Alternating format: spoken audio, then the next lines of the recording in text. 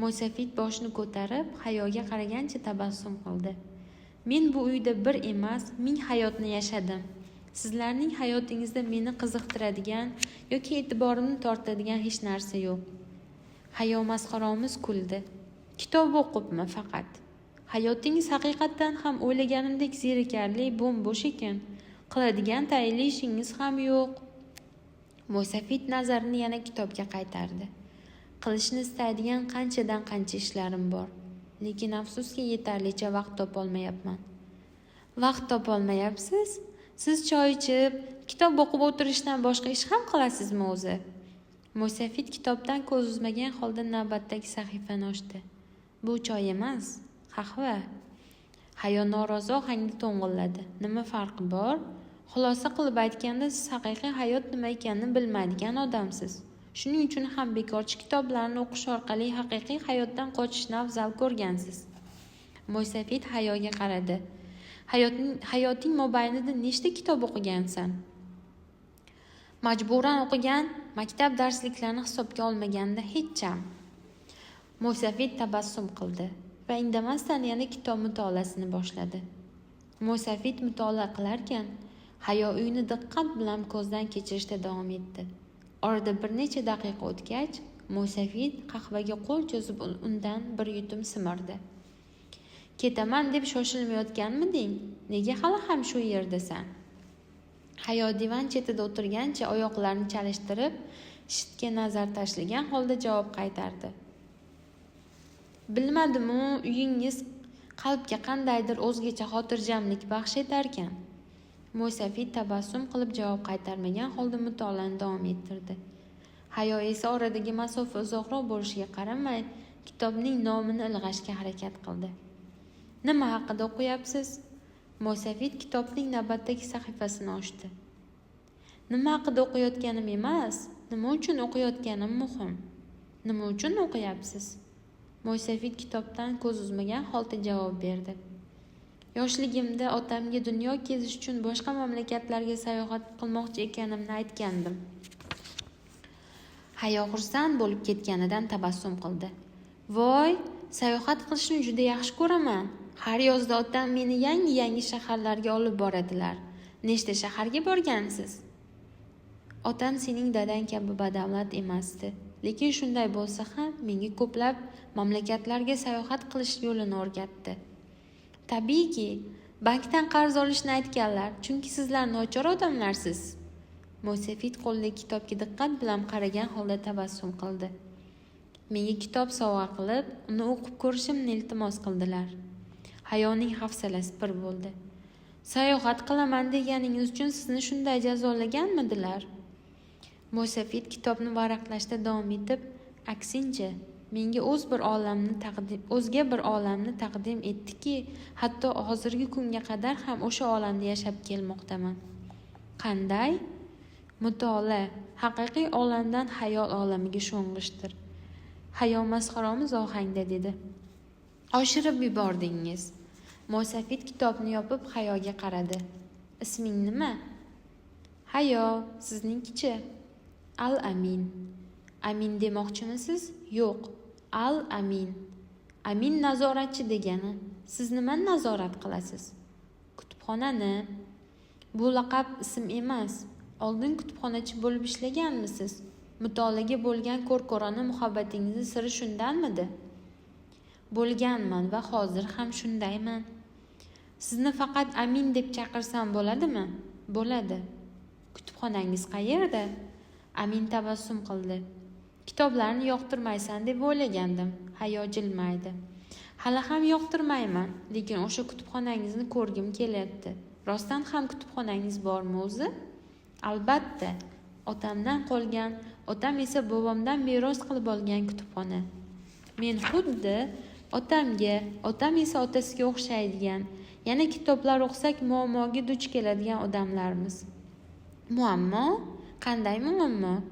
Kitob o'qish sababli yoshligimda maktabdagi sinfdoshlarim meni chiqishtirmasdi. Hayo qahqaha otib kuldi. Zerikarli kitoblarni o'qishga mukkasidan ketgan odam bo'lganingiz uchun shunday bo'lgandir-da. Amin tabassum qildi. Ehtimol. Hayo atrofga alanglab dedi. Bu yerda hech qanday kutubxonani ko'rmayapman. Amin quchog'idagi kitobni javonga qo'ydi. Kutubxonam bu yerda emas. Hayo Aminga qarab so'radi. Unda qayerda? Yillar davomida qayerda bo'lsang, o'sha yerda, yer to'ladi. Hayo biroz xavotirlandi. Yer to'ladi? Qachondir menga ishonch bildirganingda senga uni ko'rsataman. Ishonch bildirsang deb nimani nazarda tutyapsiz? Menga ishonsang demoqchimisiz? Senga bergan sovg'amni qabul qilgan paytingda menga ishonch bildirganingni anglab olaman. Hayo nariroqda turgan qurigan binafsha guliga yuzlanib, unga tikilib qoldi. Bu orada eshik taqillab, tashqaridan kelayotgan Halimaning ovozi eshitildi. Hayo xonim, kech qolib ketdik. Ahvolingiz yaxshimi? Hayo Aminga qarab, Halimaga eshitiladigan qilib baland ovozda javob qaytardi. Men yaxshiman Halima, xavotir olma. Boraver, birozdan keyin ortingdan yetib olaman. Hayo xonim, kech qolib ketdik. Ahvolingiz yaxshimi? Hayo Aminga qarab, Halimaga eshitiladigan qilib baland ovozda javob qaytardi.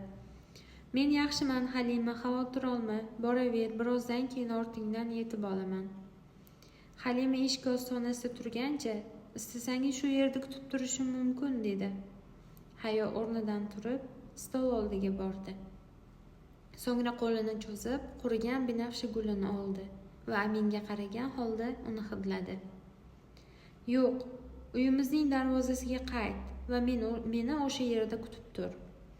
Halima, "Xo'p bo'ladi xonim" deb qasrga ravona bo'ldi. Amin tabassum qilib so'radi. Hidi qanday ekan? Hayo hayrat bilan javob qaytardi. Hayotimda bunday muattar iforni hidlagan emasman. Qurigan gul qanaqasiga bunday xushbo'y taratishi mumkin? Amin o'rnidan turib dedi. Endi kutubxonamni ko'rishni istaysanmi? Hayo gulni stol ustiga qo'ydi. Ha, tez faqat. Amin boya kelgan joyiga qarab yurdi. Hayo ham ortidan ergashdi. Go'zallik mamlakati. Amin va uning ortidan ergashib kelayotgan Hayo yog'och eshik qarshisida to'xtashdi. U katta mis qulf osilgan temir zulfin bilan berkitilgan edi. Amin, o'sha yerto'laning eshigi shu dedi. Kutubxonangizga olib boradigan yerto'lani nazarda tutyapsizmi? Ha, dedi Amin cho'ntagidan bir shoda kalitni chiqarib. Hayo kalitlar shodasini ko'rib, bular qanday kalit deb so'radi. Amin Hayoga javob qaytarmay mis qulfga kalitlardan birini solib buradi. So'ng g'iqillagan ovoz chiqib eshik ochildi. Eshikning ichkarisi qop-qorong'i edi. Hayo xavotirlanib so'radi. Qorong'i ekan-ku, pastga qanday tushamiz? Amin oldinga 1-2 qadam tashlab, meni shu yerda kut dedi. Mo'safid ichkariga kirib ketdi. Hayo uning qadam tovushlarini eshitib turdi. U borgan sari pasayib yo'qolib boshladi. Hayo xavotirlangan ko'yi zulmat ichidan nima borligiga ko'rishga harakat qildi. Lekin ko'ziga hech narsa ko'rinmadi. Yerto'la ostonasida bir necha daqiqa kutgandan keyin Hayo zina nihoyasidan yorqin nur yaqinlashib kelayotganini ko'rdi. Yog'du Hayoning qarshisida nimalar borligini ko'rsatdi. Hayo avvalo pastga olib tushadigan yog'och zinani ko'rdi. So'ngra Aminning ovozini eshitdi. Endi pastga tushsang bo'ladi. Hayo tushishga ikkilandi, chunki diliga to'satdan qo'rquv sezib kirgandi. Lekin o'zini qo'lga olib, shijoatini jamlab, pastga tusha boshladi. Hayo bir necha qadam qo'ygandan keyin bir necha sham yoritib turgan joyda Aminni ko'rdi. Bu yerning devorlari toshgacha cho'zilgan katta tokchalardan iborat bo'lib, turli xil hajm va rangdagi kitoblar bilan to'lib toshgandi. Tokchalarga yog'och narvon suyab qo'yilgan, yuqoridagi kitoblarni olish uchun mo'ljallangani sezilib turardi. O'rtada jigarrang terdan ishlangan kursi ham bor edi. Amin tabassum bilan o'sha kursiga o'tirdi.